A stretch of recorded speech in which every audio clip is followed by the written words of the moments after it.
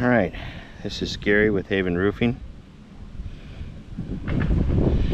All right, we've established we're going to be pulling this shingle here, okay, and we've established a control over here. You can see at the control we're not seeing a lot of granular loss, no creasing. So okay, that's our control. All right, I'm going to take it to a couple of pictures here, and then we'll be ready to go. Okay, just starting off with pictures of the shingles. 1.1, 1.2, 1.3, and 2 are right below it. 3 is to the left, 4 is to the right, 5.1, 5.2, 5.3 are right above it, along with 6, and then 2 above it we have 7.1, 7.2, 7.3. I do want you to know there is material transfer on the damaged shingle.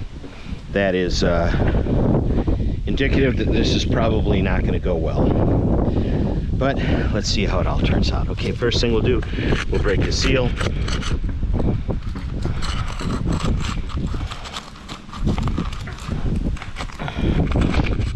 This is the I am gonna put little X's here to show you the one. Okay, by the way, it is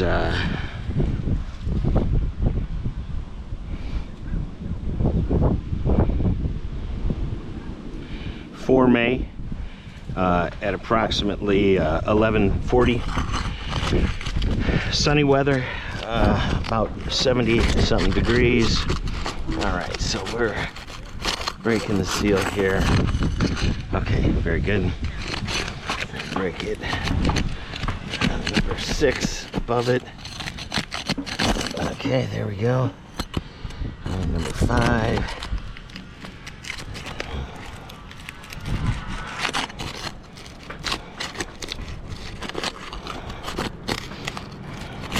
Yep. All right, we had a tear.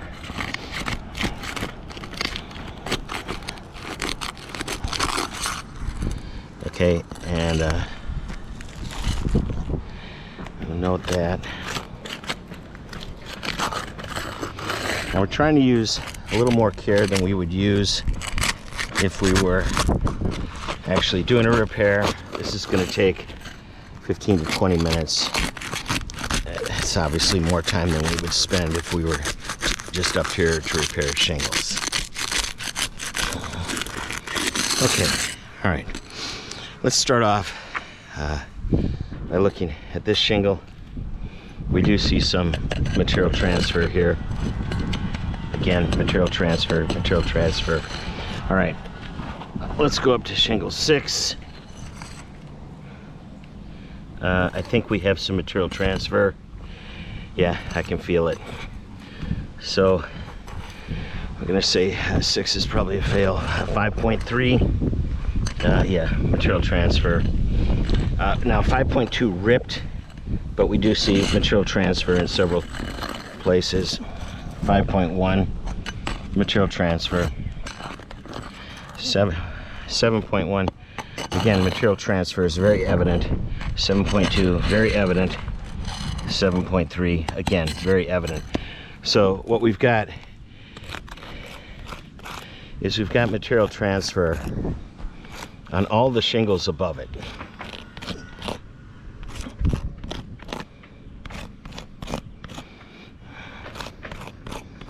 Okay, plus we saw material transfer on the shingle being pulled, which means this one is damaged. Obviously that was old. And yep,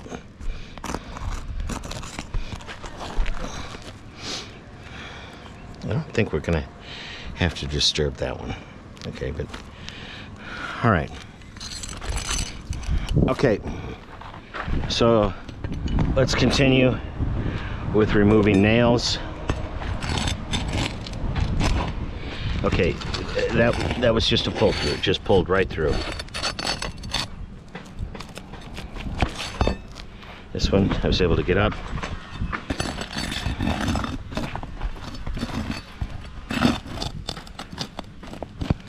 Okay, able to get up.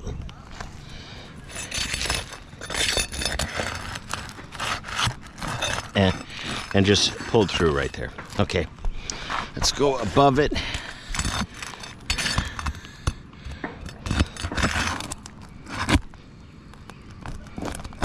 Okay.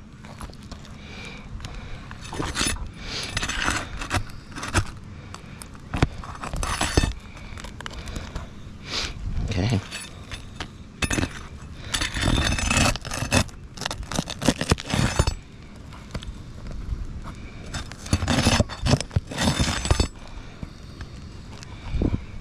Okay.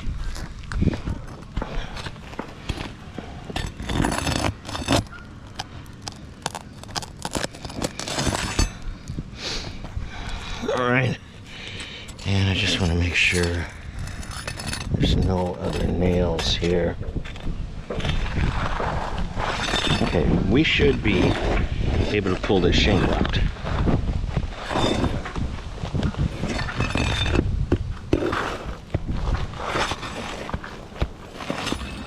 Something is sticking. Let's see if I can find. There's something there.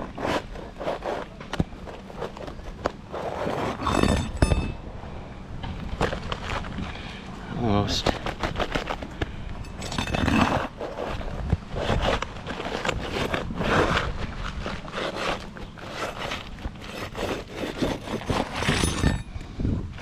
All right. Okay, so the first thing I want to note is we've got nail pull. That's a nail. We've got material transfer, very evident across this entire shingle.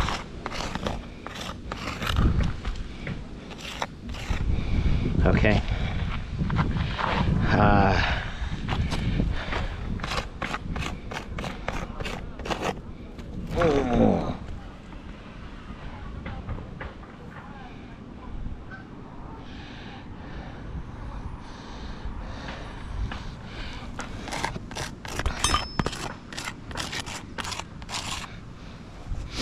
All right.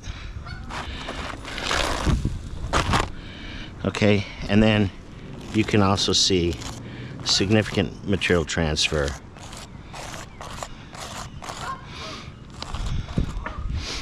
throughout on the backside.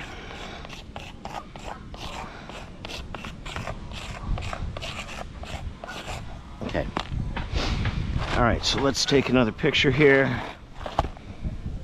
We'll start with the back. All right. We'll then do the front.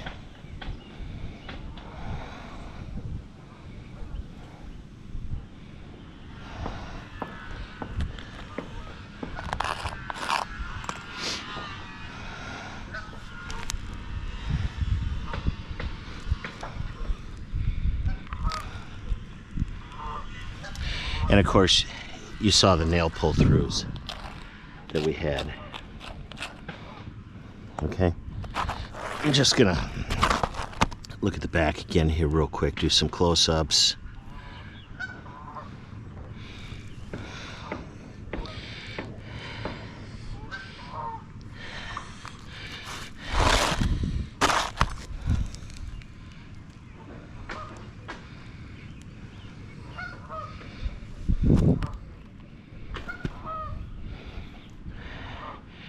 Never have too many pictures.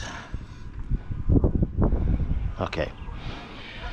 And then of course, as we're looking here, we've seen material transfer with almost every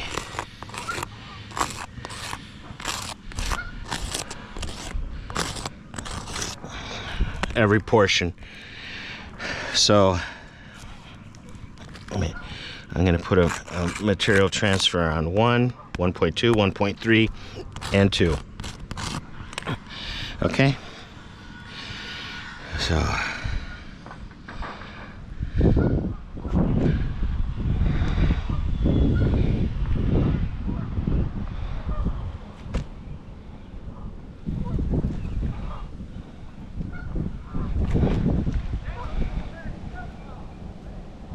Okay. All right. All right, so let's put this up.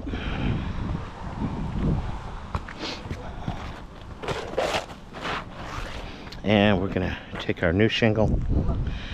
All right, I just want to note that this is not a match attempt. Okay, so we are just gonna put a shingle in. This is a repair assessment. All right.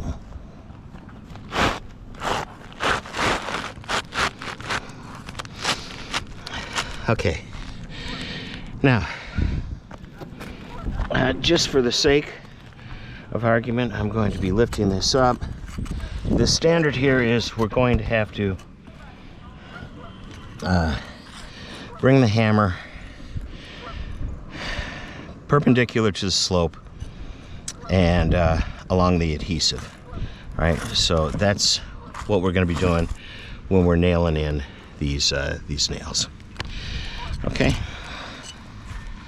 I have some extra nails here. Let's pull them out.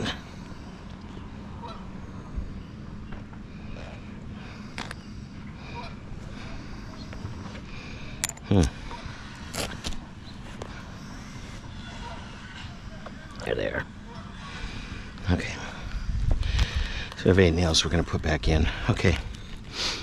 Let's start here. Again, going perpendicular, and we have to clear the shingle above it.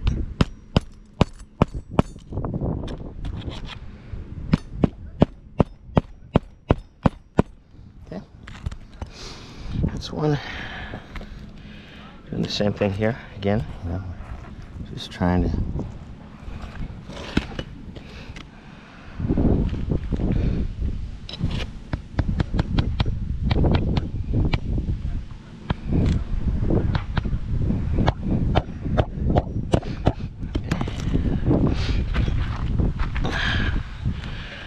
Here again. This is where we're trying to get to. Okay.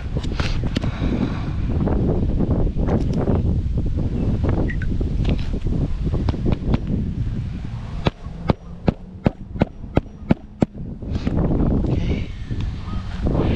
And then over here.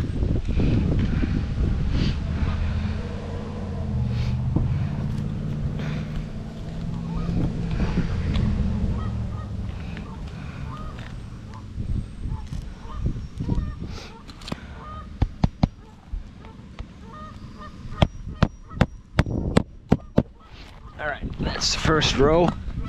Let's get to the second row. All right, we're gonna need to put one here.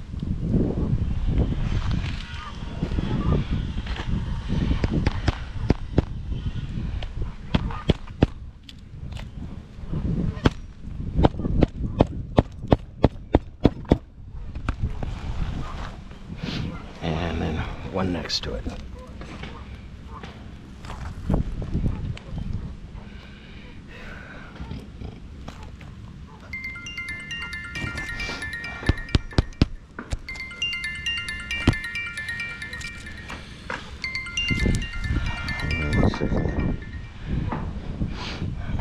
Hey, Miss Tammy, it's Gary. Hey, how are you? Good. Hey, let me switch from my watch to my phone. Okay, so I did get a call from State Farm today, and they're asking to pick up that shingle that we left at the front door. Okay. Okay, so if they just said they're going to task somebody to do it. Okay. Okay. Okay. I did ask them, it wasn't your adjuster, but I did ask them about why there was a difference in the number of damaged shingles versus what we had seen submitted in a report, what the adjuster had seen, and they said they'd had to look into it. Okay? Yeah, they're not very forthcoming.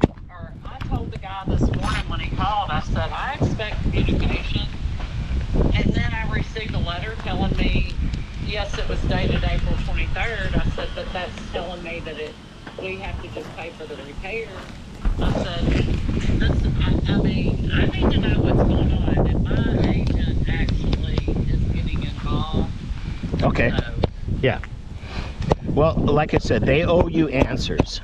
Okay? yes. And so that's the whole point. So just stick to, Absolutely. yeah.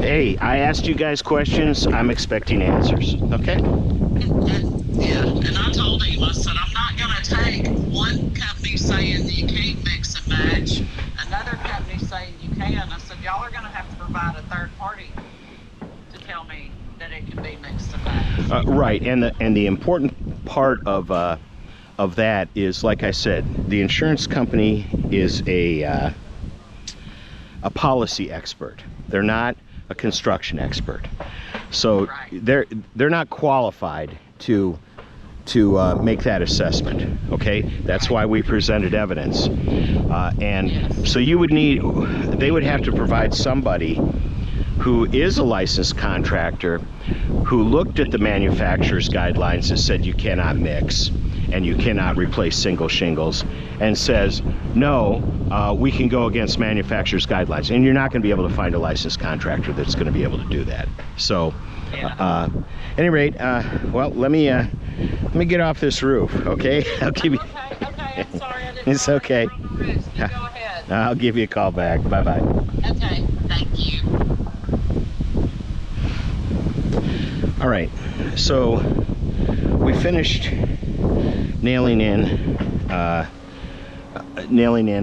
everything that we needed to nail in, and now we just have to do a final assessment. Okay, so look, here's the control area, and again, as we brush it, you see very few grains coming off. Let's go down to the shingles in question. You can see a lot of grains coming off, and you can see some creases that are forming. Okay, so yeah, so all three of these are creased. Yeah, I can see a crease here. 5.3, I'm thinking right there. Yeah, again, creasing. And this one I'm not so sure about. Okay, I mean, we're losing some grain, but okay, so the bottom line, as we're looking, we can see creases here, we can see creases here, we can see creases here, we can see some creasing here, and creasing here. Okay, so we knew we had material transfer on all three shingles above it, plus both shingles below it, and we now see that we have creasing on three of the shingles above. So the bottom line here is this is a 5 of 8 fail, and it's our assessment this roof is non-repairable. That's the end of this video.